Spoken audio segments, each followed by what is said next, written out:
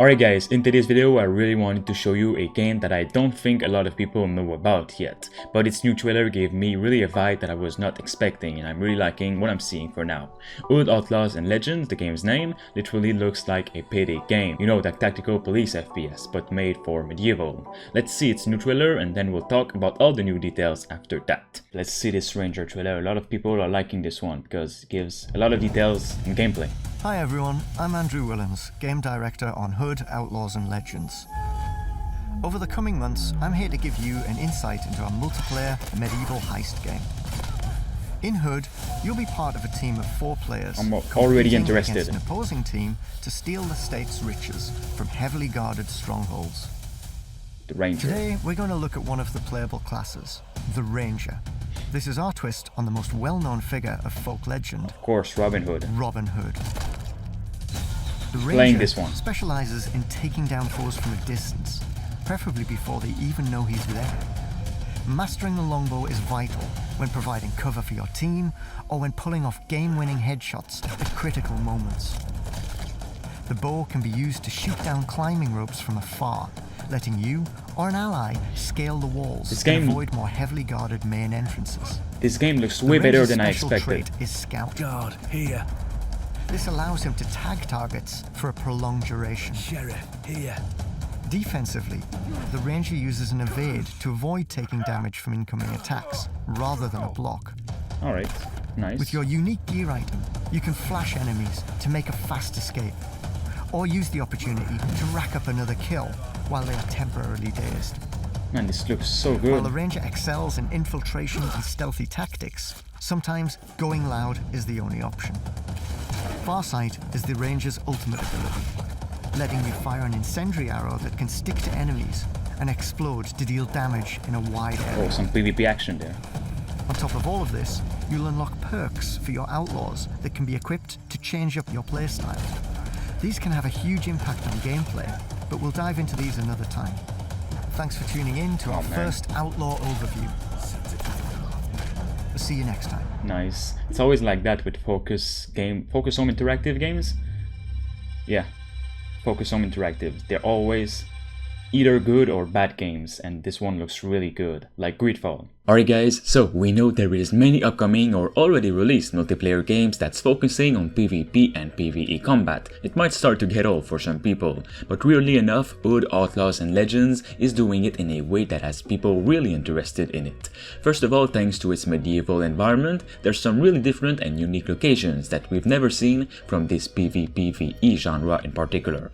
Second, there's also a stealth and parkour element that seemed really interesting. And third, it just seems super fun overall, with tons of abilities for each character, perks, weapons, equipment, and so on. Sumo Digital's Hood, Outlaws and Legends is a multiplayer heist game set in a dark reimagining of Robin Hood era medieval England. We've just had brand new details from it thanks to a new IGN article that gives some really good information, so let's get into it. First of all, the game director Andrew Willens explains to IGN what you'll be doing in a match of Hood. It is made up of 3 stages: stealing the key to a vault, grabbing treasure from said vault, and escaping the map with your all. It's a fairly straightforward concept, but the barriers between your 4-player team and the treasure are not just AI guards and a labyrinthine map. Rather than a cooperative game, Hood is competitive. A rival team of players are also present, hunting for the exact same prize that you are. It's not just a heist, but a race too. If you've played on Showdown, you may have the sense of the fun and stress that should entail. You'll come face to face with your rivals at some point during a match 3 phases, which start with a pickpocketing exercise. The first objective is all about stealing the key to open the treasure vault, but that's not just lying around, it's on the belt of the Sheriff of Nottingham. So you've got to sneak up behind and pickpocket the sheriff without him turning around and whooping you or kicking the hornet's nest. You'll need to work as a team to approach the sheriff, overcoming a number of environmental obstacles on the way. There are doors where you need to pick the lock silently or smash them loudly, which could attract guards. You'll have a rope arrows that you can shoot down from the battlements, which will give you a silent entry point. As you spawn, usually what happens is you'll be tagging the routes that you think are most advantageous for the team. With the key secured, it's on to the next objective, finding the treasure vault. When you get the key, we give you a clue, the developer says. We'll say you've got the key to the church or one of a number of other potential buildings, but it doesn't tell you specifically where the vault is. So then it becomes a challenge to get into that building and get eyes on the treasure vault. At this point, the enemy team will be alerted to the fact that you have the key, but they won't be provided with the clue. From their perspective, hopefully you'll make enough of a ruckus that they'll be able to hear the commotion and work out which part of the map you're heading for. As such, stealth is paramount. This is reinforced by a number of systems that will hinder your team's progress if you're caught by the city guard. Ood is a hero-based game, so your team composition will dictate how you get yourself out of such a pickle. If your team is made up of the more fragile mystic and hunter classes, then you'll want to go into the darkness. But the brawler, based on Robin Hood's Little John, has a trick up his sleeve. If you've got a John on your team, he can lift the portcullis gate to get you out, the developer revealed. The developers quickly discover that it's actually really good fun when you meet the other team. That friction is what creates the drama, the tension, and the fun. As such, maps are designed to funnel teams into potential engagements, such as capture zones that, when secured by a team, are used as respawn points. The treasure itself will be heavily guarded and also hidden through one of the castles in the map, which some might contain up to 5 floors. With the treasure in hand, your team now needs to get it to one of a number of extraction points. It's in this phase that Sumo tries to really give a lot of action, similar to the turning point of heist movies or heist games. If the AI gets one look at the treasure chest and sounds the alarm, the entire map goes into lockdown. All hell breaks loose. They'll send knights to the extraction point. The sheriff knows that his loot has been stolen and he starts marching towards it. So then at the extraction zone, you've got the knights to deal with, you've got additional guards, and you've got the sheriff, who is a one-hit kill machine. He'll just grab you and crush your skull.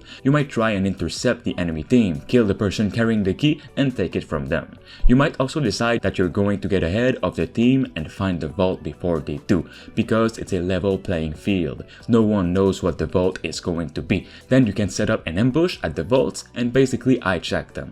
Sumo, the developers, have been heavily inspired by Unshowdown with its PvPvE, but over time the design has evolved beyond a medieval version of the same game, into something quite different, just still in the same genre. This multitude of possibilities combined with the unpredictability of an opposing team means that each match of Hoods has the potential to play out very differently, but Sumo realizes that things could get stale, so there's plenty of variables built into the game. This starts naturally with a variety of maps of altering sizes. Within those maps, the vault locations is randomly decided, and certain maps have more vault options than others. And finally, there is a library of AI patrol paths to ensure that guard behavior differs from match to match. Alright guys, that is all for the new details that we've just had. If you're interested in knowing more and seeing more gameplay from this game on the channel, make sure you drop a like onto this video and of course subscribe to stay tuned. Talk to you all soon.